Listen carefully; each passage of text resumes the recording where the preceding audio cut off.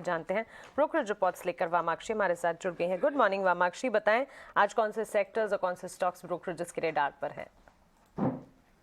जी बिल्कुल, शुरुआत करेंगे हम कुछ सीमेंट शेयरों से। जेफरीज की तरफ से रिपोर्ट आ रही है। उनका मानना है कि पिछले 4 क्वार्टर्स कंपनीज के लिए काफ़ी चैलेंजिंग थे, मगर अभी जो चुनौतियां हैं वो आगे नहीं दिखेंगी, ऐसा उनका मानना है। इनफैक्ट वो कह रहे हैं कि मेजॉरिटी ऑफ मैनेजमेंट्स ने इंडिकेट किया है कि जो तीसरी तिमाही से कॉस्ट है वो फ्लैटन या डिक्लाइन होते हुए नजर आएंगे। सीमेंट प्राइसिंग ट्रेंड भी तीसरी तिमाही से काफ़ी अच्छी नजर आ रही है और जो वॉल्यूम ग्रोथ पिछले 2 क्वार्टर में देखने मिले थे वो ये ट्रेंड आगे भी जारी रहेगा। तो ओवरऑल जेफरीज काफ़ी पॉजिटिव नजर आ रहे हैं सीमेंट शेयरों पर।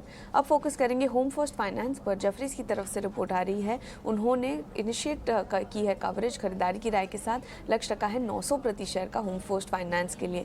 उनके मुताबिक ये एक अफोर्डेबल हाउसिंग फाइनेंस कंपनीज में से सबसे fastest growing housing finance company है।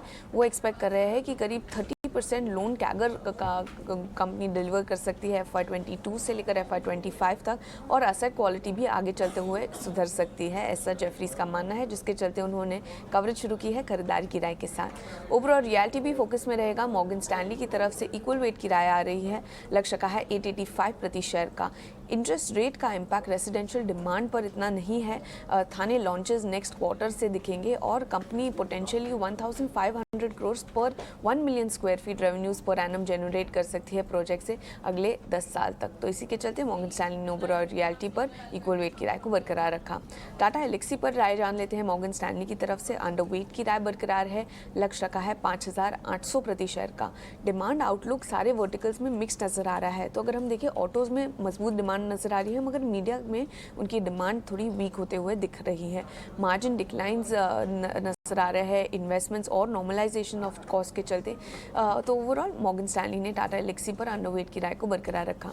अब फोकस करेंगे टाटा मोटर्स पर। मॉर्गन स्टैनली की तरफ से ओवरवेट की राय आ रही है, लक्ष्य का है 502 प्रति शेयर का। जेएलआर के सीईओ ने रिजाइन किया है। एड्रियन मार्डल जो जेएलआर के साथ 32 इयर्स तक रहे हैं, वो इंटरिम सीएफओ के पद में नियुक्त हुए हैं और वो जेएलआर की जो FCF free cash flow improvement है उसको रेडार पर रखेंगे, और ये एक की इंपॉर्टेंट फैक्टर है ट्रैक करने के लिए उनकी डी लेवरेजिंग स्टोरी में। तो ओवरऑल टाटा मोटर्स पर मॉर्गन स्टैनली की तरफ से ओवरवेट की राय बरकरार। आईसीआईसीआई लोम्बार्ड भी फोकस में रहेगा। ओवरवेट की राय मॉर्गन स्टैनली की तरफ से ये स्टॉक पर भी, लक्ष्य का है 1400 प्रति शेयर का। कंबाइंड रेशियो अभी थोड़ा एलिवेटेड नजर आ रहा है, मगर प्राइसिंग कुछ अगले 3 से 4 क्वार्टर्स में इंप्रूव होती हुई नजर आएगी, जिसके चलते आईसीआईसीआई लोम्बार्ड पर मॉर्गन स्टैनली ने ओवरवेट की राय को बरकरार रखा।